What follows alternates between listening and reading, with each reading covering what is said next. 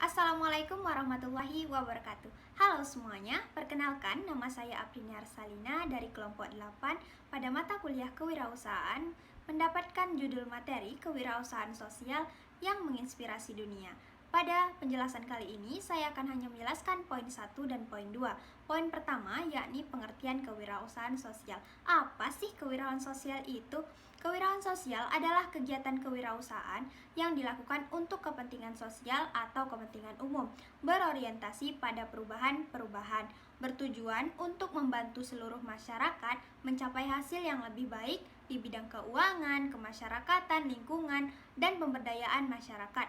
Kewirausahaan sosial merupakan sebuah proses di mana warga membangun atau mengubah institusi untuk mencari solusi masalah-masalah sosial. Contohnya, kemiskinan, penyakit, buta huruf, perusakan lingkungan, pelanggaran HAM, dan korupsi. Hal ini dilakukan untuk membuat hidup yang lebih baik lagi.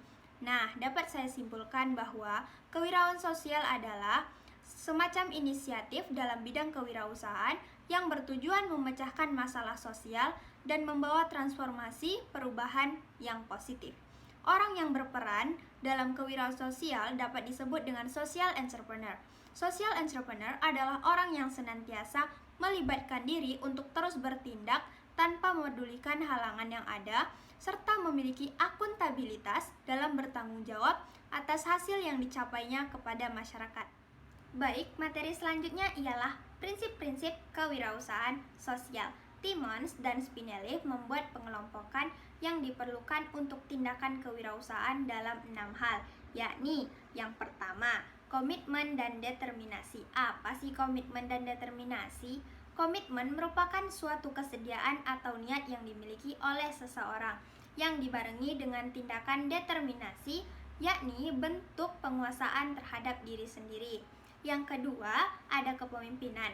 Kepemimpinan merupakan hal yang paling penting karena ketika seseorang memiliki jiwa kepemimpinan, maka apa yang dipaparkan, apa yang diberikan oleh seseorang tersebut akan lebih mudah mempengaruhi penonton atau pembacanya. Yang ketiga, obsesi pada peluang. Obsesi pada peluang di sini bermaksud seseorang tersebut terus mencari atau mencoba banyak hal untuk mendapatkan suatu solusi dan tidak akan berhenti melakukan hal tersebut sebelum pemecahan masalah tersebut selesai.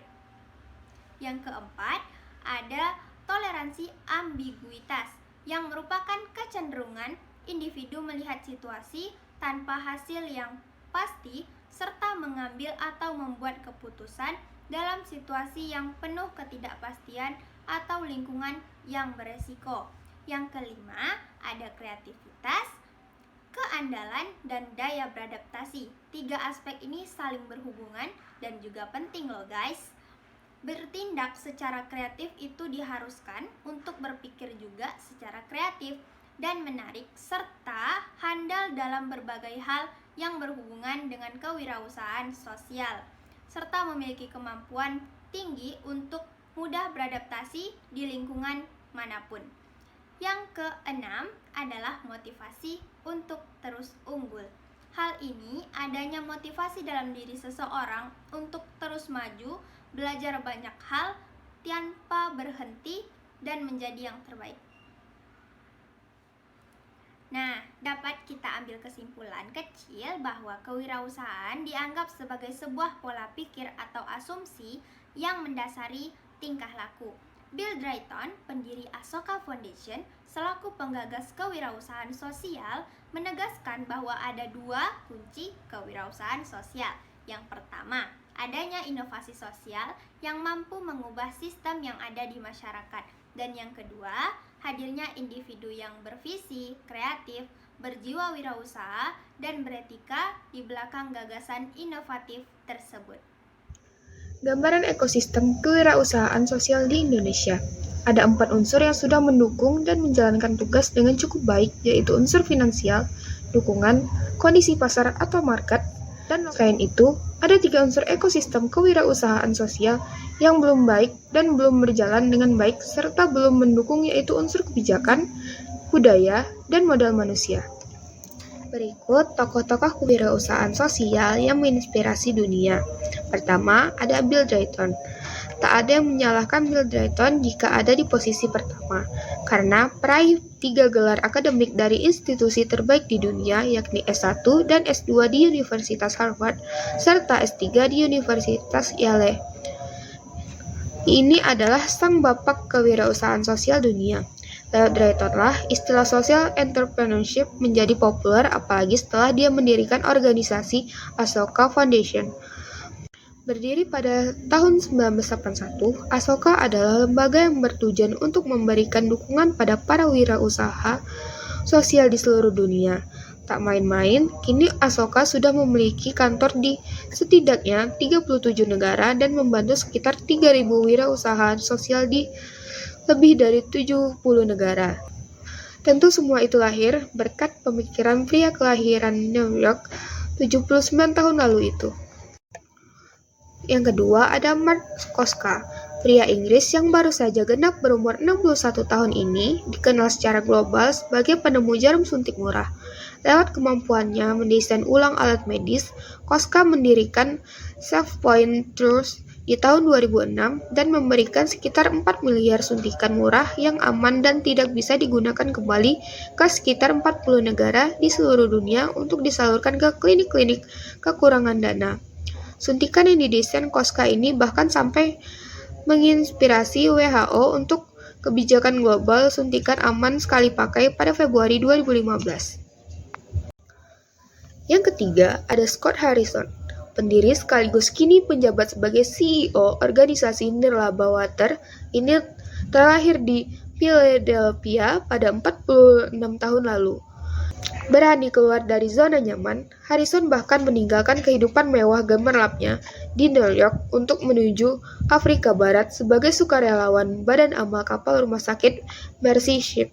Perjalanan ini membuat Harrison mendirikan Water di tahun 2006 yang hingga tahun 2020 lalu, Water sudah menyalurkan 51.438 proyek ketersediaan air bersih di negara-negara berkembang. Yang keempat, ada Manish Gupta. Keberhasilan Manish Gupta dalam menghubungkan sekaligus memberdayakan lebih dari 20.000 pengrajin di 40 komunitas seluruh India membuat dirinya masuk jajaran wirausaha global paling menginspirasi.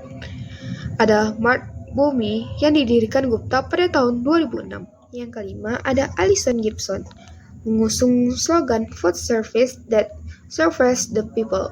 Alison Gibson mendirikan Pine Box Catering dan Bistro, mengusung budaya yang benar-benar memanusiakan manusia, tak hanya pelanggan tapi juga para karyawan. Pine Box Catering dan Bistro bahkan menjelma menjadi grocery store yang tentunya memberikan dampak positif kepada lingkungan di sekitarnya sambil tetap meraih keuntungan. Yang keenam ada Alex Husted. Ada kalanya pakaian celana atau sepatu yang sudah tak cukup dipakai bakal dibuang begitu saja di tempat sampah.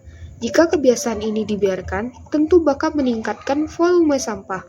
Alex Husted tampak melihat kondisi itu hingga mendirikan Helpsy, perusahaan pakaian bekas terbesar di kawasan timur laut Amerika Serikat.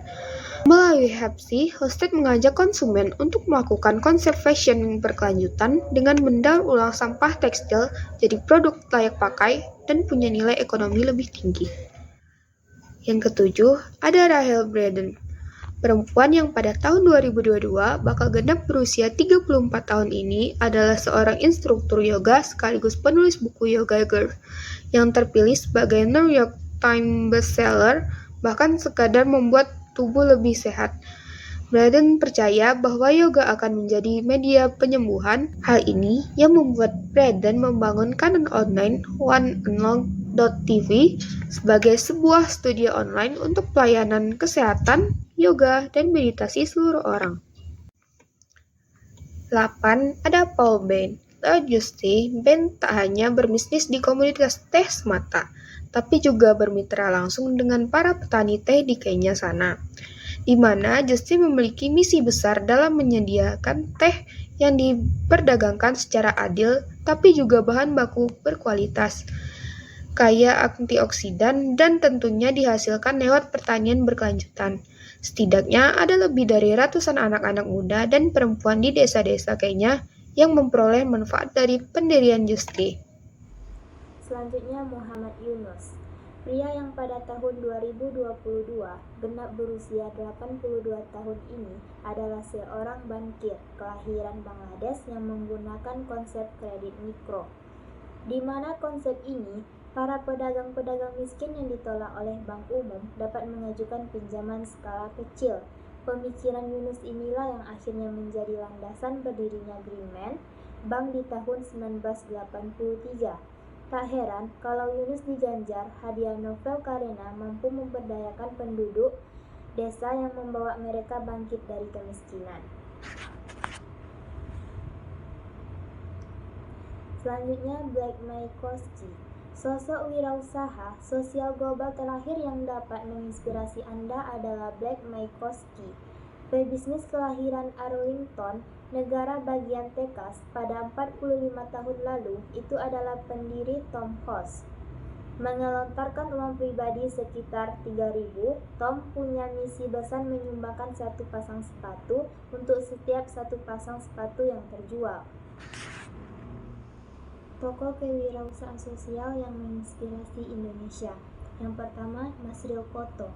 Masril Koto sangat memahami bahwa kesulitan mendapatkan modal masih menjadi masalah umum yang banyak dialami para petani di tanah air. Masril merupakan seorang petani yang tidak lulus SD, namun pada tahun 2007, ia berhasil mendirikan LKMA, Lembaga Keuangan Mikro Agribisnis, Prima Tani di Nagori Koto Tinggi, Baso, Kabupaten Agam, Sumatera Barat. Kemudian Masril membuat berbagai macam produk tabungan seperti tabungan pembayaran pajak motor, tabungan perpisahan persalinan, dan tabungan pendidikan. Yang kedua, Dea Valencia. Dea Valencia merupakan salah satu sosok muda terinspirasi membawa batik Indonesia ke pasar internasional. Sebenarnya, dia sudah sejak lama bercita-cita membawa nama batik Indonesia hingga go internasional.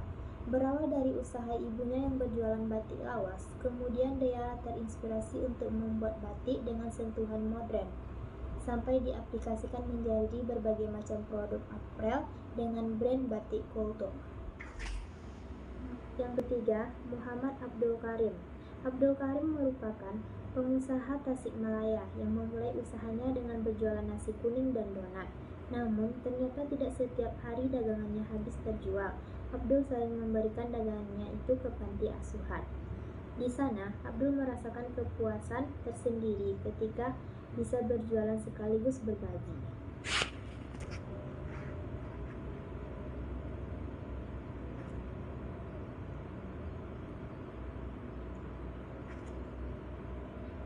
Yang keempat, Nur Agis Aulia.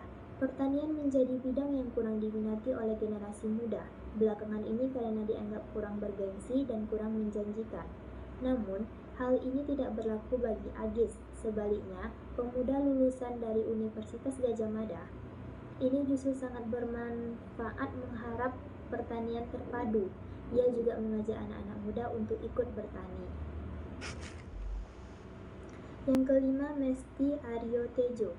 Mesti selama ini dikenal sebagai sosok wanita yang cantik dan piawai memainkan harpa. Mesti Aryo Tejo merupakan lulusan dari Fakultas Kedokteran Universitas Indonesia yang memiliki kepedulian terhadap isu-isu kesehatan, terutama isu kesehatan masyarakat di area pelosok yang kurang mendapatkan perhatian dari pemerintah. Yang keenam, Tarjono Slamet. Tarjono menghadapi kenyataan pahit pada tahun 1990 karena kerusakan saraf. Kaki kirinya harus diamputasi dan jari tangannya juga tidak dapat digerakkan. Awalnya, kondisi ini membuat Sarjono terpuruk dan membutuhkan waktu cukup lama untuk mengembalikan kepercayaan dirinya. Yang ketujuh, Gamal Albinsar. Gamal merupakan seorang dokter yang memiliki keprihatinan terhadap masyarakat yang kesulitan berobat. Keprihatinan ini berawal ketika ia menyaksikan seorang anak perempuan bernama Hairunisa yang meninggal di gerobak sampah ayahnya karena tidak bisa berobat. Yang kedelapan, Al-Fatih Timur. Al-Fatih Timur atau biasa dipanggil dengan sebutan Timi merupakan pendiri dari platform kitabisa.com. Ide tersebut bermula dari keinginannya memfasilitasi kebutuhan dana untuk berobat bagi masyarakat secara gotong royong. Kitabisa.com juga menyediakan sarana beramal bagi mereka yang terkena musibah. Yang kesembilan, Azalea Ayuningsti. Ayu merupakan lulusan dari Universitas Harvard, Amerika. Bersama dengan 6 orang temannya, Ayu mendirikan kewirausahaan sosial bernama Du Anyam di Flores. Kewirausahaan sosial ini dilatar belakangi oleh keprihatinan Ayu terhadap masyarakat malnutrisi yang terjadi pada anak-anak di Flores, Nusa Tenggara Timur atau NTT. Yang ke-10, Denika Flash. Denika Flash adalah pendiri Sukacita. Usaha ini bergerak di bidang kerajinan mode dan retail. Bisnis tersebut diawali dari pengalamannya yang sering melakukan perjalanan di berbagai daerah di Indonesia ketika menjadi seorang ekonomi di Bank Dunia. Dari keseluruhan penjabaran menteri, dapat disimpulkan bahwa kewirausahaan sosial adalah kegiatan kewirausahaan yang dapat dilakukan untuk kepentingan sosial dan umum, berorientasi pada perubahan-perubahan. Kewirausahaan sosial dapat menimbulkan dampak yang luar biasa bagi mereka yang benar-benar memahami bagaimana menjadi seorang wirausaha sosial yang mampu menginspirasi.